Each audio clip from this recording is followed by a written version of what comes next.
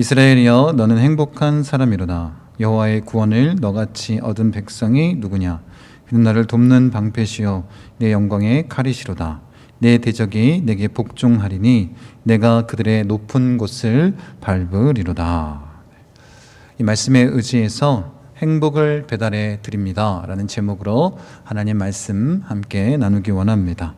우리 말씀 듣기 전에 옆에 계신 분들과 이렇게 인사하겠습니다. 새해 복 많이 받으세요. 우리 한 번 더 인사하길 원합니다. 설날에 행복을 배달합시다. 아멘. 코로나19로 인해서 이 팬데믹 시대에 명절 스트레스가 많이 줄었다고 합니다. 왜냐하면 합법적인 이유로 안 가도 되는 그런 이유가 생겼으니까 그렇다라고 합니다. 그런데 이제 3년 만에 이 사회적 거리두기가 완화되었고 또 이 마스크도 실내에서는 벗는 것을 권고한다라고 이야기가 되고 있습니다. 그래서 이 설 연휴를 앞두고 이 명절 스트레스를 우려하는 사람들이 참 많은 것 같습니다.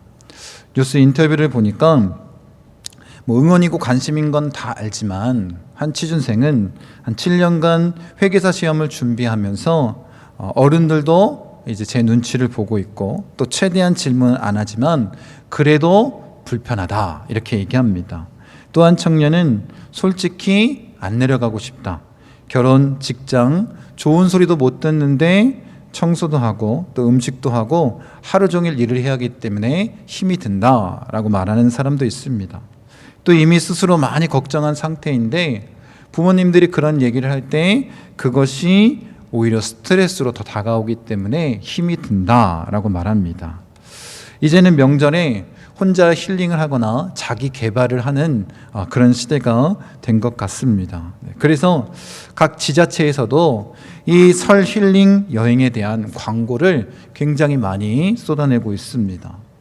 어떤 분은 이 명절에 이런 스트레스를 자녀들에게 주지 않기 위해서는 두 가지를 하면 된다라고 말합니다. 첫 번째는 뭐냐면 나는 너를 믿는다. 이렇게만 얘기하면 된다라는 거예요. 그리고 두 번째가 중요한데 두 번째는 용돈을 두둑하게 한 손에 쥐어주면 된다. 이렇게 말합니다.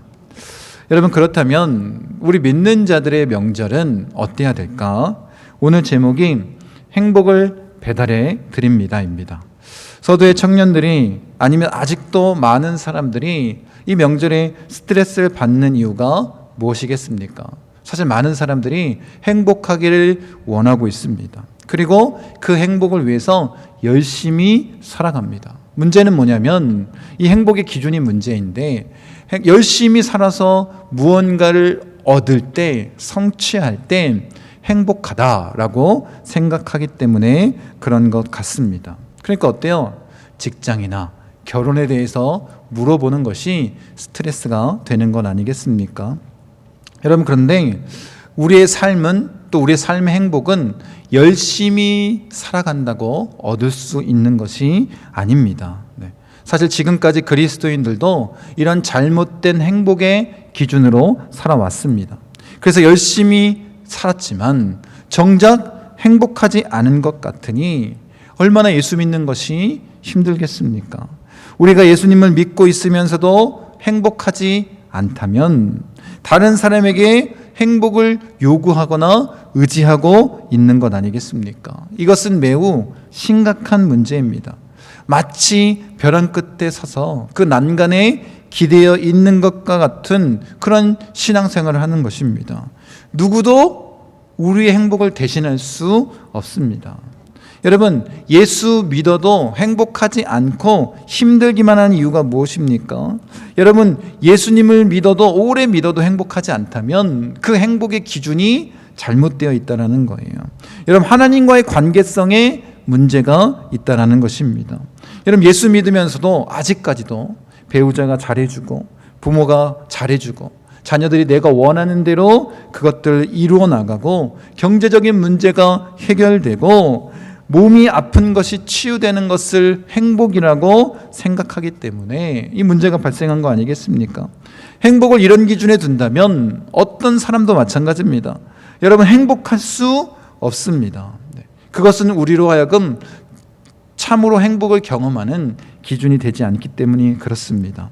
여러분, 세상의 기준으로는 이것들을 행복이라고 말할 수 있을지 모르겠지만 성경의 기준은 그렇지 않다는 것입니다. 그렇다면 영원히 행복하기 위해서 성경이 말하는 그 행복의 기준이 무엇이겠습니까? 결론적으로 말한다면 예수와 함께 있을 때, 바로 예수 그리스도가 우리의 행복의 기준이라는 것입니다. 오직 예수님 안에서만 여러분 그렇게 행복할 수 있는 것 아니겠습니까? 만약에 우리가 예수 믿지 않고도 행복할 수 있다면 예수님께서 십자가에서 보혈의 피를 흘려주실 이유가 없다라는 것입니다. 이런 분명한 기준이 서 있다면 예수 안에서 우리가 행복할 수 있고 참 행복을 누릴 수 있는 것 아니겠습니까? 그 참 행복을 누렸다면 이제 우리가 할 일, 믿는 자들이 할 일은 그 행복을 배달해 주는 거예요. 그 행복을 나눠주는 것 아니겠습니까? 한 교수가 학생들을 불러놓고 풍선을 하나씩 나눠줬습니다. 뭔가 실험하기 위한 것 같습니다. 그리고 그 풍선에 자기 이름을 쓰라고 얘기했습니다. 그리고 좁은 복도에서 그 풍선을 다 던져놓고 자기 풍선, 자기 이름이 적힌 풍선을 찾으라고 했습니다. 5분의 시간을 주었는데 5분 안에 자기 이름이 적힌 풍선을 찾은 학생들은 극히 소수였습니다. 대부분의 사람들이 자기 풍선을 찾지 못하고 5분이 지나갔습니다. 다시 교수님이 얘기합니다. 이제는 다시 내가 5분을 줄 텐데 자기 이름이 적힌 풍선을 찾지 말고 그 풍선의 이름을 적힌 그 이름으로 그 사람에게 찾아주라. 그 풍선을 찾아주라 라고 이야기했습니다. 어떤 일이 벌어졌겠습니까? 5분 안에 모든 학생들이 자기의 풍선을 다 받아 누리게 됐습니다. 그러면서 교수님이 얘기합니다. 이 풍선은 행복과 같다. 모든 사람이 자신의 행복을 찾기 위해서 살아간다면 행복을 누릴 수 없다는 거예요. 그런데 다른 사람의 행복을 찾기 위해 살아갈 때 우리는 행복을 누릴 수 있다. 이렇게 말합니다. 여러분, 이것이 바로 우리 그리스도인들에게 주어진 사명 아니겠습니까? 우리가 주 안에서 행복을 누리고 그 행복을 배달하는 것입니다. 행복을 나눠주는 것. 다른 사람이 행복을 찾을 수 있도록 도와주는 것이 우리의 사명 아니겠습니까? 설교를 준비하면서 예전 방송에서 봤던 그런 내용이 떠올랐습니다. 한 노부부가 나와서 이제 스피드 퀴즈를 하는 것입니다. 80이 넘은 노부부였는데 PD가 그 문제를 들었습니다. 그 문제가 뭐였냐면 천생연분이었습니다. 이 할아버지가 그것을 보고 이 아내에게 얘기합니다. 우리처럼 사는 부부를 뭐라고 하지? 이렇게 질문했습니다. 그랬더니 할머니가 선뜻 대답을 못하는 것입니다. 그래서 할아버지가 답답한 듯 가슴을 막 치면서 이야기합니다. 아이 참, 우리같이 사는 부부 있잖아. 왜 이것이라고 하잖아. 이랬더니 그제서야 이 할머니가 참다가 큰 소리로 외칩니다. 왼수! 아니야. 할아버지가 또 얘기합니다. 너무나도 당황해서 주변 사람들 막 웃고 있고 진땀을 흘리고 있는데 아니 네 글자로 그랬더니 할머니가 이렇게 얘기합니다. 평생 왼수. 그래서 사회자가 이 할아버지에게 물어봤다고 합니다. 그동안 부부싸움을 한 번도 안 하셨습니까? 어떻게 천생연분이라고 생각하십니까? 그랬더니 우리는 천생연분이에요. 한 번도 싸운 적이 없습니다. 이렇게 대답을 했습니다. 그래서 할머니한테 물어봤더니 할머니가 이렇게 대답했다고 합니다. 말도 많아. 그러더니 내 속이 얼마나 썩었겠수. 내 속 까맣게 썩는 건 알지도 못한다. 이렇게 얘기했다고 합니다. 여러분, 우리가 사실 결혼하는 이유는 평생 왼수가 되기 위한 것 아니지 않습니까? 그런데 이 내용을 보면서 우리가 함께 폭소를 터뜨릴 수밖에 없었던 이유, 그만큼 우리가 동조하는 것 아니겠습니까? 여러분, 행복하기 위해서 결혼합니다. 결혼해서 행복하게 살 것이라는 생각을 하고 결혼하지만 결국엔 남보다도 못한 아내 때문에, 남편 때문에 못 살겠다라는 마음을 품고 있는 이유가 무엇입니까? 이유는 한 가지입니다. 결혼하면서 내 배우자 때문에 내가 행복하게 질 것이라는 그런 기대감을 가지고 결혼하기 때문에 그렇습니다. 여러분, 사실 결혼은 행복하려고 하는 것 아니지 않습니까? 이미 행복하니까 그 행복을 사랑하는 사람과 나누며 살기 위해서, 그 행복을 흘려보내주기 위해서 결혼하는 것 아니겠습니까? 그러니까 행복해서 하는 결혼과 행복하기 위해서 하는 결혼, 그 차이는 엄청나다라는 것입니다. 여러분, 우리의 신앙도 마찬가지입니다. 우리가 복음을 전해주는 그 행복 배달부가 되기를 원합니다. 그렇기 위해서는 어떻게 된다는 거예요? 우리가 먼저 주 안에서 참 행복을 누려야 되는 것입니다. 우리가 서두에 새해 복 많이 받으세요 라고 인사했습니다. 여러분, 이 복은 세상에 말하는 부자 되세요, 건강하세요, 그런 의미가 아니지 않습니까? 성경에서 믿는 자들이 말하고 있는 이 복은 하나님과 가까이 하는 것, 그것이 복 아니겠습니까? 그리고 임마누엘의 축복이 가장 큰 축복임을 우리가 믿어야 할 줄로 믿습니다. 이 복에 대한 의미를 우리가 살펴보면서 우리가 시편 1편 말씀에 보면 복 있는 사람은 이라고 그렇게 시작을 하고 있습니다.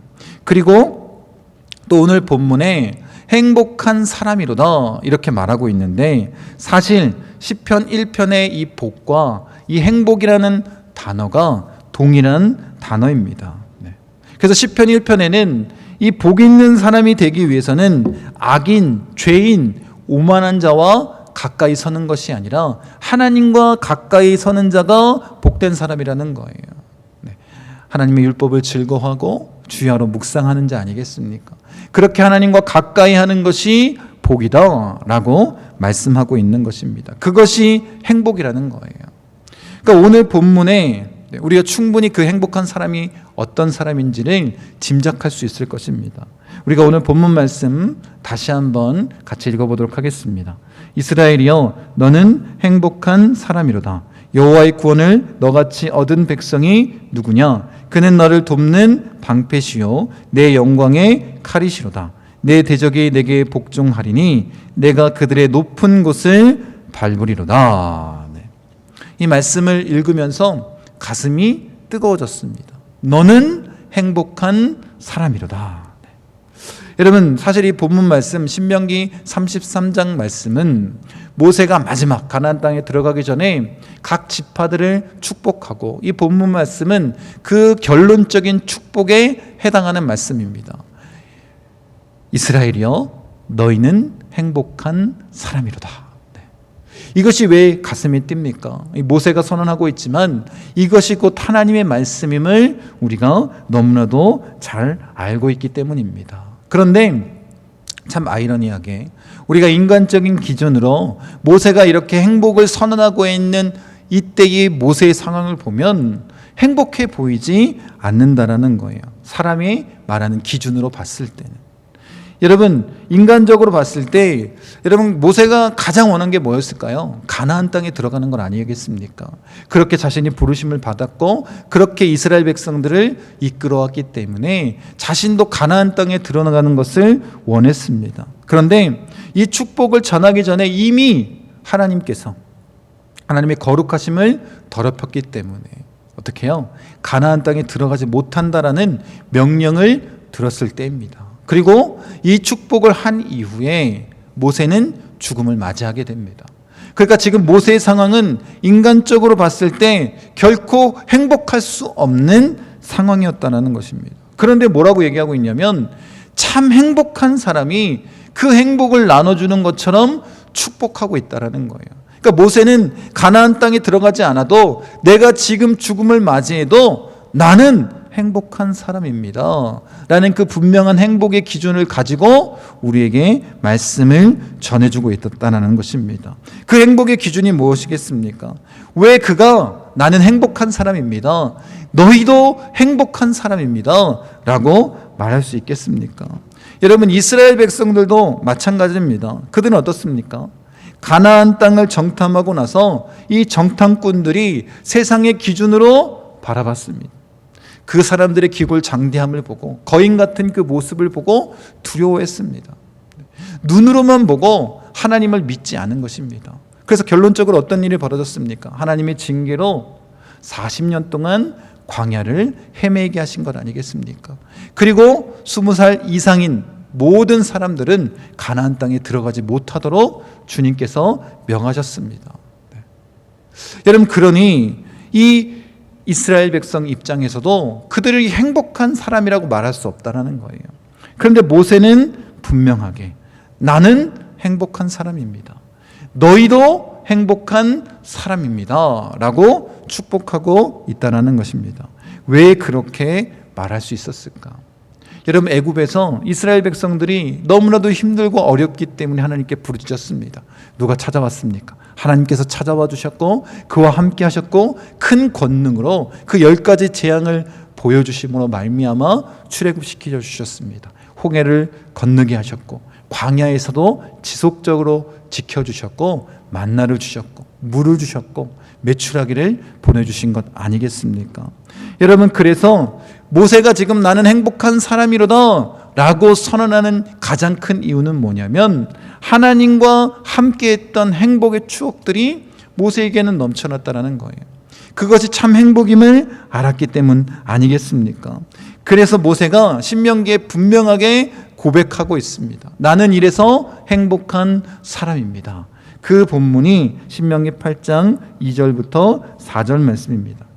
내 하나님 여호와께서 이 40년 동안에 내게 광야길을 걷게 하신 것을 기억하라. 이는 너를 낮추시며 너를 시험하사 내 마음이 어떠한지 그 명령을 지키는지 지키지 않는지 알려 하심이라.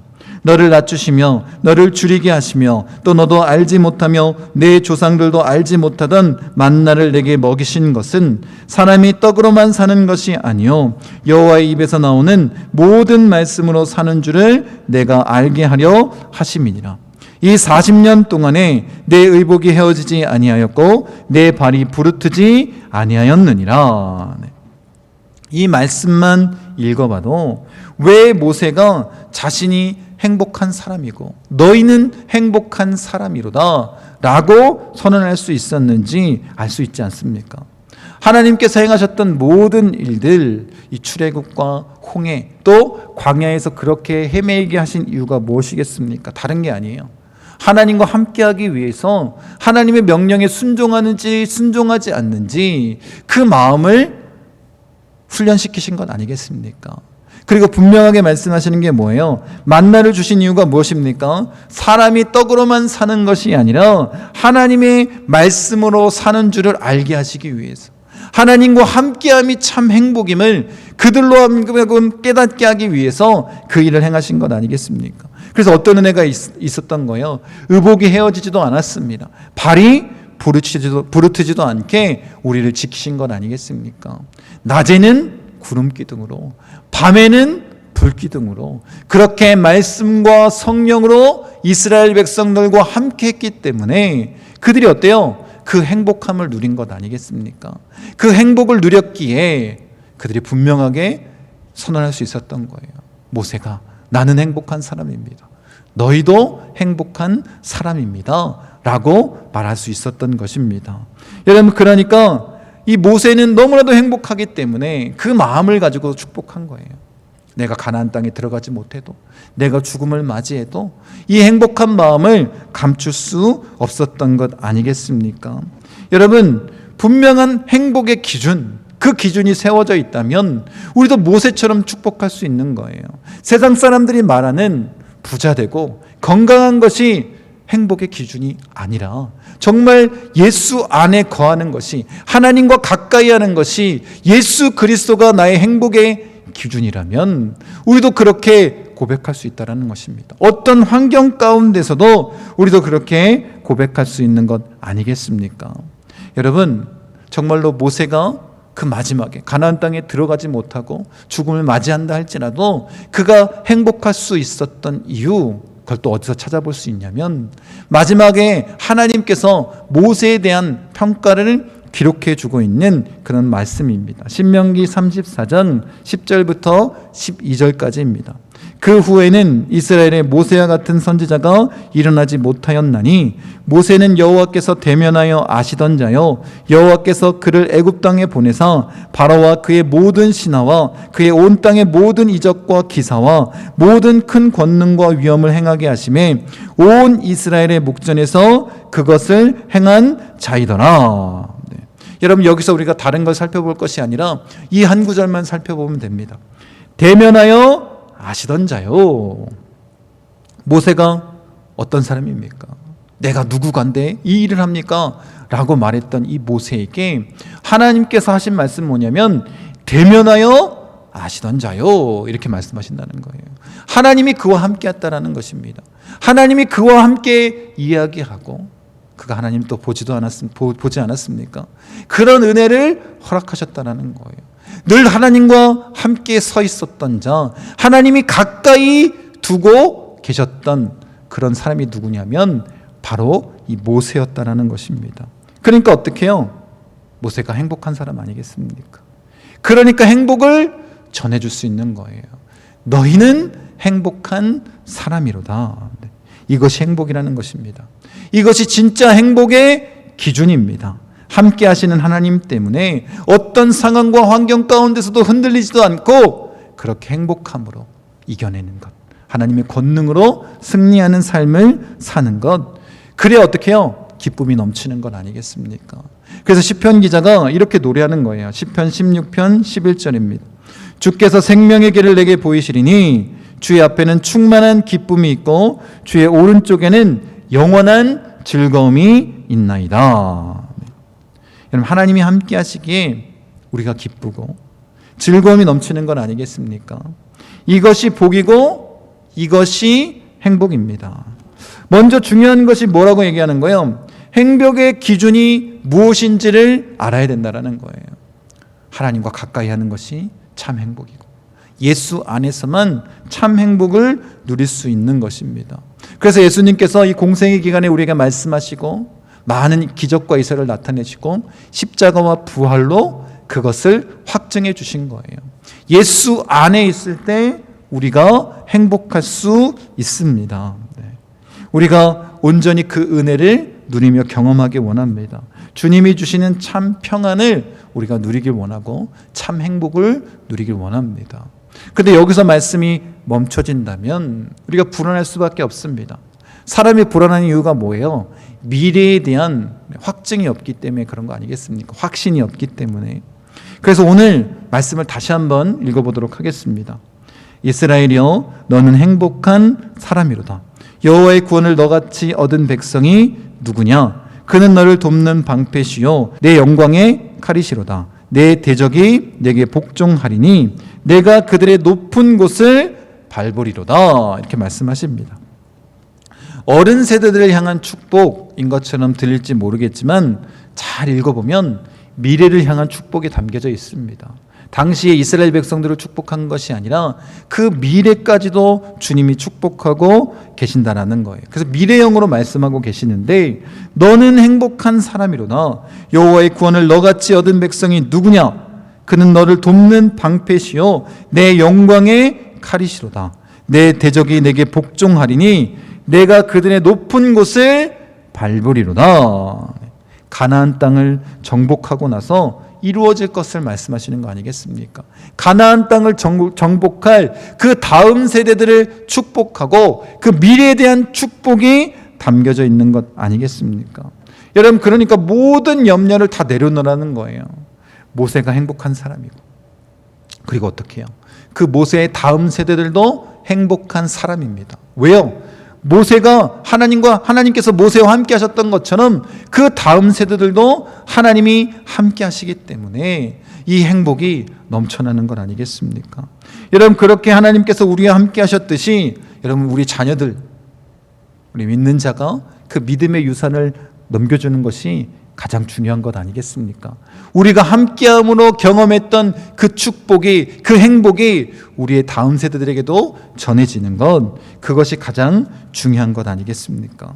하나님께서 함께함이 참 복입니다. 예수 안에서만 누릴 수 있는 참 행복, 이 기쁨과 즐거움을 전하는 자가 되기를 원합니다. 우리가 어려움 가운데서 정말로 하나님께서 우리를 승리케 하시고 그 참 행복을 허락하셨듯이 그 승리를 우리에게 주셨듯이 우리의 자녀들에게도 우리와 가까이 하는 모든 가족들에게도 이 사랑을, 이 행복을 전해주기 원합니다. 그래서 뭐가 중요하다는 거예요? 우리 믿는 자들은 이제 이 복음을 나누는, 이 행복을 배달해주는 그 삶을 살아야 된다는 것입니다. 여러분, 우리가 명절 스트레스를 받는다 하면서도 어떻게 해요? 다음 명절이 되면 또 같이 모입니다. 왜 그럴까요? 네. 물보다 피가 진하기 때문에 그런 거 아니겠습니까? 그만큼 가족들을 사랑하기 때문에 그런 것 아니겠습니까? 그러니까 여러분, 믿는 자로서 이 설 명절에 여러분들이 해야 될 일은 뭐예요? 내가 먼저 행복을 누리고 그 행복을 전해주는 것 아니겠습니까? 그것이 바로 여러분들이 해야 될 일이라는 거예요. 행복을 배달해 주는 것. 이 설 명절에 행복을 배달해 드립니다. 네. 그런 마음으로 우리가 복음을 선포하고 그 진리를 나누는 자가 되기를 원합니다. 이런 말씀을 마무리합니다. 꼭 기억하십시오. 예수님을 모시고 사는 우리는 사람에게서 행복을 구하지 않습니다. 그 사람 때문에 행복하지 않습니다. 세상의 기준으로 무엇을 얻었다고 그 행복을 느끼지 않습니다. 우리의 참 행복은 주님과 친밀히 동행할 때 누리는 것입니다. 예수님과 함께 할 때 누릴 수 있는 것입니다. 그리고 그 행복을 누렸다면 이제 우리가 할 일이 뭐라는 거예요? 그 복을 전해주는 거예요. 행복을 배달하는 것임을 잊지 마시기 바랍니다. 그렇게 이 설 명절 가운데 우리 가정에 행복이 넘쳐나기를 원합니다. 우리가 어떻게 해요? 그 행복을 누리고 행복을 배달함으로 그 은혜를 누리시는 그런 설 명절이 되시기를 간절히 축원드립니다.